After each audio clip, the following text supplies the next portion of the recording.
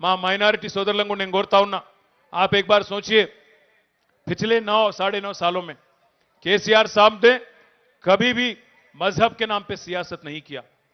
गरीब को गरीब की तरह देखा है। गरीब को चाहे वो कोई भी मजहब का हो, चाहे हिंदू हो, मुस्लिम हो, ईसाई हो, सिख हो, जो भी हो, हर गरीब को अच्छे से अच्छे तालीम देने की कोशिश की। आज हमारे माइनॉरिटी बच्चे और बच्चियों के वास्ते 200 से ज्यादा स्कूल केसीआर साहब ने टिम्बरिस के जरिए चालू किए। 60,000 से ज्यादा बच्चा आज वहां पढ़ रहा है। एक एक बच्चे पे आज गवर्नमेंट हुकूमत 1,20,000 रुपया खर्च कर रही है।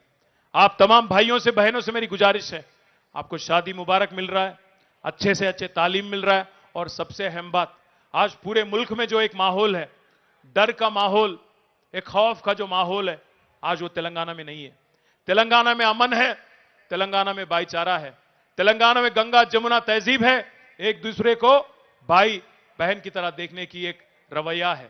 आप तमाम भाइयों से बहनों से मैं गुजारिश करता हूं, अदबन गुजारिश है हमारी, कि जो आज हुकूमत तेलंगाना में आज बतुकम्मा पे अगर हिंदू बहनों को तोहफा देती है, तो रमजान पे आज हमारे मुसलमान बहनों को तोहफा देने वाली केसीआर हुकूमत को, केसीआर साहब के सेक्युलर नजरिए को देखिए। आप बीजेपी के बहकाव में या कांग्रेस के बदमाश प्रोपेगेंडा में आप बिल्कुल जज्बाती ना होइए।